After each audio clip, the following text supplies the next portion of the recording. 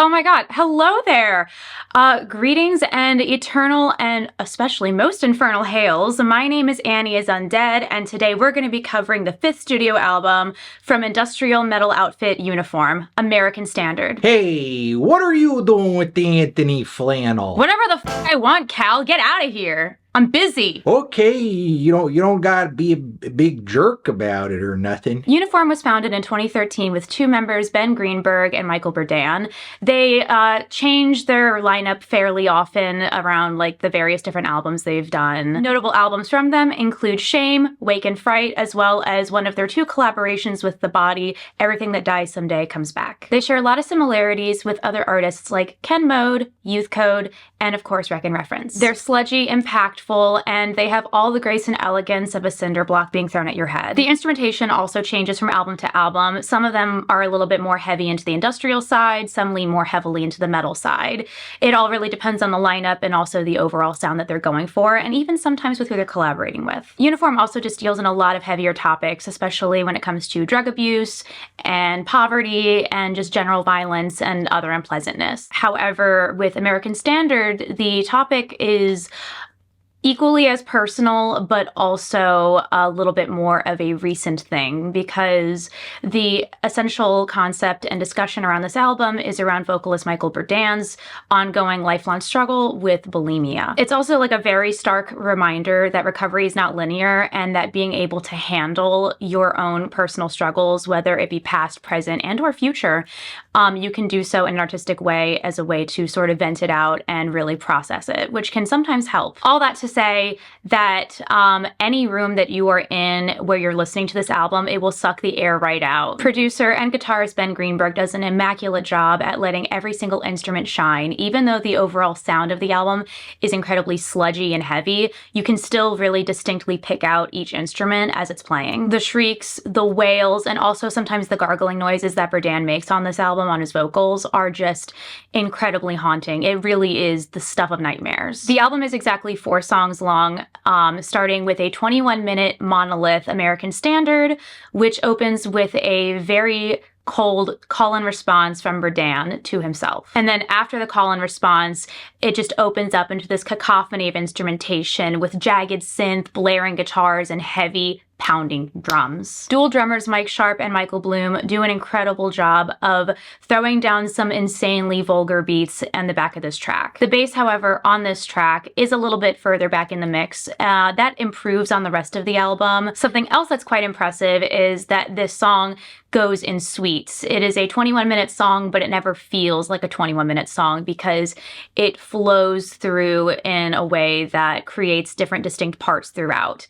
As someone who grew up on like 70s prog rock, I really appreciate this. I really truly feel also that anyone who is a fan of like the Swans discography from the last 10 years would really sink their teeth into this, just simply because it's so heavy and brooding and also just insanely raw. Following the harrowing title track, there are 3 other songs that are equally as devastating.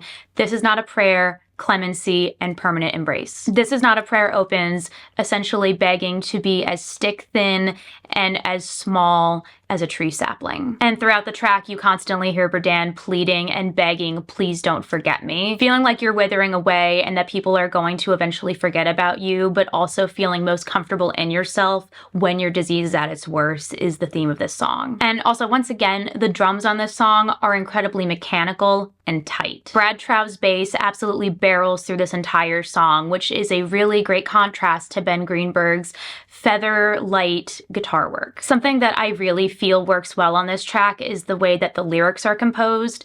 It doesn't really read like a traditional Uniform song. Instead, I feel like it reads a lot more like a poem or a sonnet. It is incredibly repetitive, but the repetition is what makes it so impactful. Clemency is by all means not a bad track. However, because it does sound like a standard Uniform song, it doesn't really have the same atmosphere as the others. And also because of this, I think it kind of grinds the album to a little bit of a halt, whereas the rest of the album sounds a lot more menacing and cold and really off-putting. And for all I know, that might have been the intention of the song. Maybe it wants you to halt and stop and kind of have to listen to it in a different way than you would the others. It probably has my least favorite production overall. It sounds just a bit too clean, whereas the others have a bit of a rougher edge to them, and so therefore a little bit more consistent. Permanent Embrace to me is probably the most elegant and I would argue beautiful song on the track.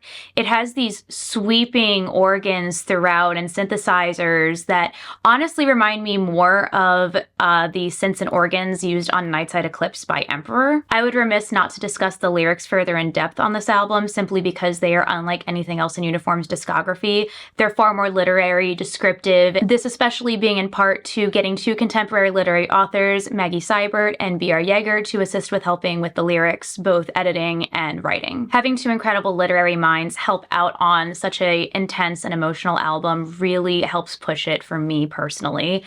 I really think that even though you can't always understand what Berdan is saying when he is like screaming, you can still really feel the raw, intense emotion. And then when you eventually do sit down to actually read the lyrics, they are really quite poetic. It's intensely grotesque and also incredibly striking, just how deep he was willing to go on the overall content of this album, discussing something that is so personal. And I really think that the way that it is shared on this album is something really quite beautiful. I feel like Berdan really uses the language of the divine in order to create something that is very altruistic and really powerful. It is the kind of album that I will spin the way that I would spin, say, Giles Corey by Giles Corey or Caligula by Lingua Ignota. It is as personal as it is impactful. There is really something to be said about an album that sounds like the inside of a meat factory that can still also make you just weep. I cried when I first listened to it, truthfully. It's also just grandiose and large in a way that I've wanted to see from Uniform for years. I've been a fan for a really long time and I've been following their career and listening to all their albums. And my issue with every single one, despite really enjoying them, has been that they never push the themes far enough. They're always heavy and intense and incredibly well written and incredibly well produced, but it never really feels like it's going into a place that is deeper than it wants to be, which I completely understand. However, American Standard really pushes everything to the forefront and really is doing something completely different than they've ever done before. I really feel like it towers above like anything else in their back catalog. It is genuinely a masterpiece. For as much praise as I'm giving the album and as much as I really implore anyone who is willing to listen to it to do so, it is still a heavy and hard listen. But to me, good art is not something that you can just sit down and enjoy and it just be a walk in the park. Sometimes it has to be heavy and sometimes it has to be something that you have to analyze and look inside yourself to like really truly enjoy. It is the feel bad album of the year of 2024. I think that Uniform are really proving that American experimental music can really push itself further. I'm gonna give this album a very strong 9 to light 10. Transition!